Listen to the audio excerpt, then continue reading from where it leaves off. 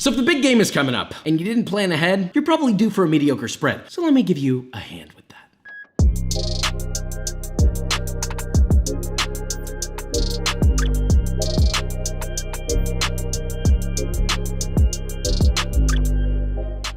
Okay, so today we are making the most ideal Super Bowl spread in my mind as quickly as possible. I understand that a lot of the time it doesn't really make a lot of sense to pre-prep a ton of ingredients and a ton of different recipes just for one Super Bowl party. So I thought, there should be a version making this quickly, but it's still actually good with homemade ingredients. None of the store-bought stuff where you're going to the store and getting these huge platters of cheese that have all been sliced and sitting there for 14 days. Disgusting! So we're gonna put 3 hours on the clock and see if we can make this entire thing in that amount of time. So let's make this, shall we? We can easily do this in 3 hours, and I'll be your shepherd. So keep it clean, orderly, and move like you're in a restaurant, if you will. Garlic knots, unbelievable wings, chips with guac, homemade queso, ciabatta sando bites, and a luxurious cheese board. So with that, let's get our time check, set the clock, and begin. One of our biggest bottlenecks is the time that it takes to rise our garlic knots. So there's no question we have to start there. Whisk 1 tablespoon and 14 grams of instant yeast into 1 1/4 cup or 300 grams of water that's around 95 Fahrenheit. Then whisk in 1 egg yolk. Now you got yeasty egg water. In a medium-sized bowl, add 3.5 cups or 525 grams of all-purpose flour, 3/4 of a teaspoon or 3 grams of amylase, which is an enzyme to soften the dough.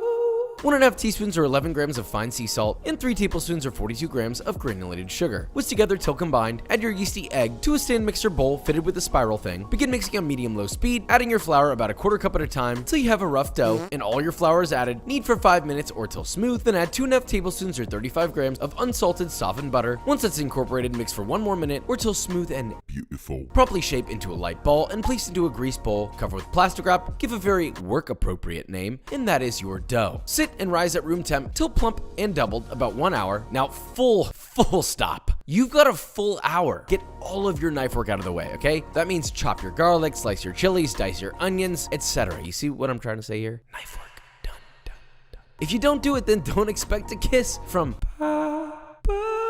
Now, if you finish your knife work before that hour, good work. And in that case, let's talk queso and guac. For the queso, get a medium-sized pot, add 2 tablespoons or 25 grams of vegetable oil, set over medium heat, and add 1 thinly sliced serrano chili, seeds and all, okay? Don't be a baby. And half of a diced yellow onion. You'll use the other half in the guac. Now, season that to taste with salt and sweat your veg, stirring occasionally until just softened, about 2 to 3 minutes. Then add 1 1/4 cup or 295 grams of whole milk. Stir that just until thickened, then add half a pound or 227 grams of grated cheddar cheese. Stir till melted, then add half a pound or 227 grams of grated American cheese. Now, you could go all cheddar, but mix the highs and lows on this one. Season to taste with salt and pepper, and that is your queso. For the guac, I mean, come on, you don't really need a recipe for this, right? Just at least do this in a molcajete if you have one, and if you don't, go get one, brother. Now to that, you'll add 2 to 3 avocados, obviously the skin and pit removed, the zest of 1 lime, lightly mash that to get it going, but don't mash all the way, all right? Don't get all ahead of yourself here. Add salt to taste, 1/4 bunch of cilantro, finely chopped, the juice of 1 lime, half a finely diced onion, see that's the other half of the onion, 1 finely diced jalapeno, and 1 diced Roma tomato. Mix all that together till mashed to your liking and distribute it evenly. Adjust salt and acid levels as needed. Place into a bowl cover with plastic wrap and keep your cheese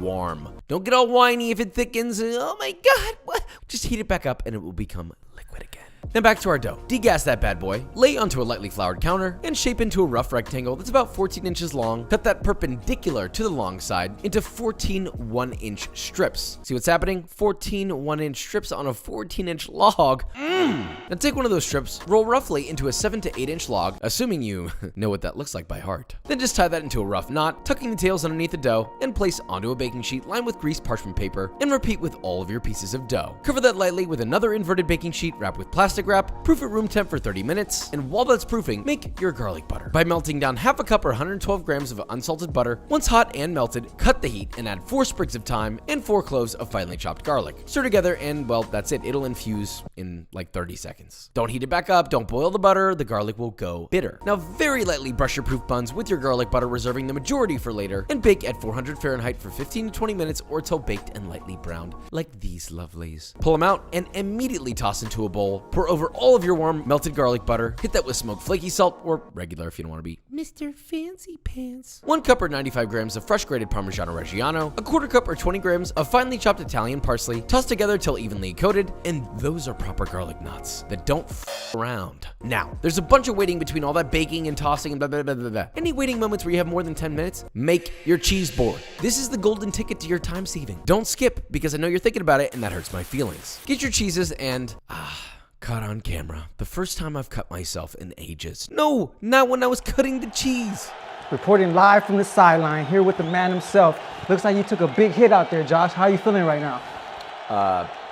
I got a boo-boo. Now, after Kendrick gave my Band-Aid a kiss, I got right back to work because a cheese board depends on it. Now, lay down your brie wedge as a whole slice. Slice up some manchego, some gruyere, ramekin, some Castelvetrano olives, the world's favorite cheese board olive, some sliced calabrese, strawberry jam, thinly sliced green pear, and last but not least, some crusty sourdough. Sliced thick, toasted beautifully, and cut on a bias. Now, that's a goddamn cheese board. Of course, modify the amounts of each item on here based on the party size, and if you want, get a little creative, pal. Almost there. At this point, we need to move on to our wings. For the sauce, get yourself 2 pounds or 900 grams of chicken wings, and there better be some flats in here, okay? Don't be the person that makes lame-ass drumette-only wings. No good. Add 2 teaspoons or 6 grams of kosher salt, 1 pinch of ground white pepper, 1 tablespoon or 8 grams of grated ginger. Toss together. Listen to that symphony.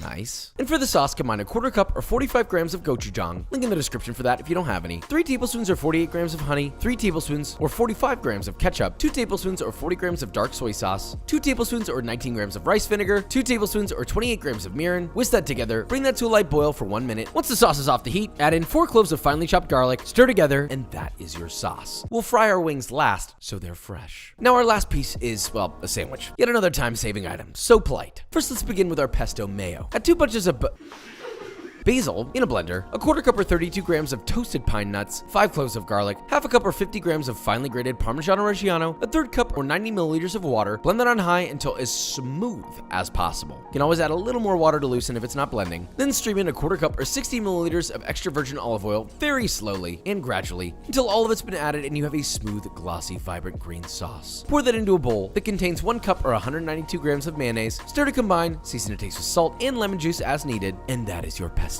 mayo. Assembly is very easy. The rest is making a sandwich. It's pretty basic. Get a whole loaf of ciabatta, ideally a big boy. Cut in half lengthwise, sauce both sides generously. Stack in this order starting on the bottom bun, 2 balls of fresh mozzarella, half a pound or 225 grams of salami, 4 to 5 slices of provolone, half a pound or 225 grams of mortadella, a quarter head of iceberg lettuce thinly sliced, pickled banana peppers to your heart's desire.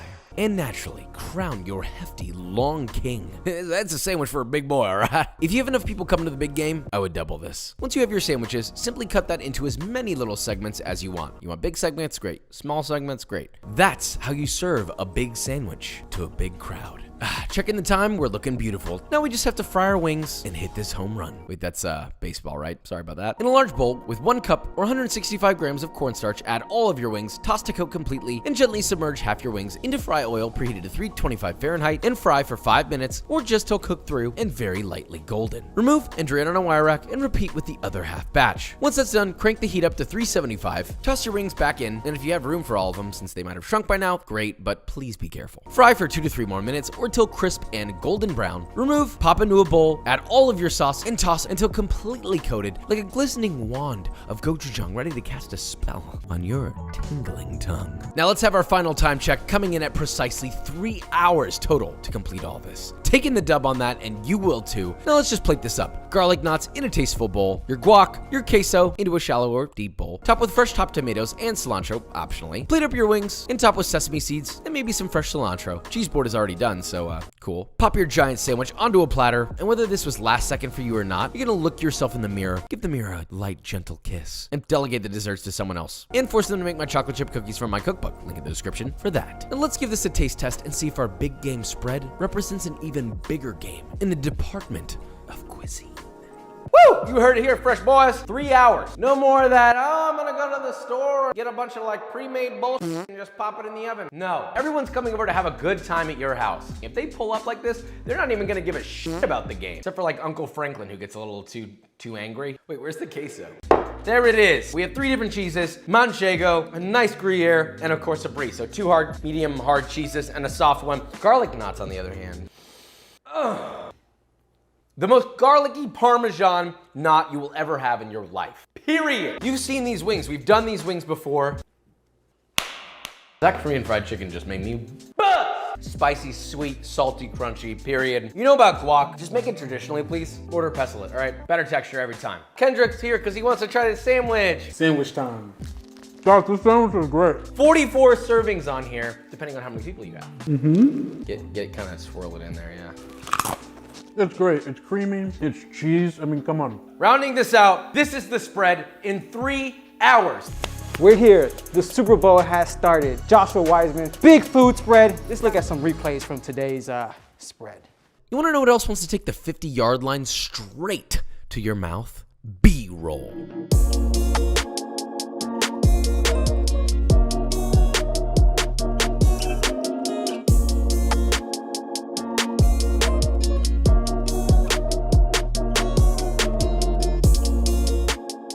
All right, guys, so we made our Super Bowl spread right on the dot, 3 hours, homemade bread. We had a beautiful, long boy sando, tell you what. Sure, there could be more items on this list, but I think this fills out kind of the gist of what you want. You got the chips and dip, you got the finger food, you've got some sort of bready, garlicky thing, which for some reason everybody wants. Every time the big game rolls around, oh, I gotta have the bread with the cheese and the garlic. I get it. So we've hit most notes, and anything else missing, somebody else should bring, because you managed to do this whole goddamn thing in 3 hours. You can potluck the rest. Now, with all that being said, if you enjoyed this video or you learned something, leave a like, subscribe, and I will see you next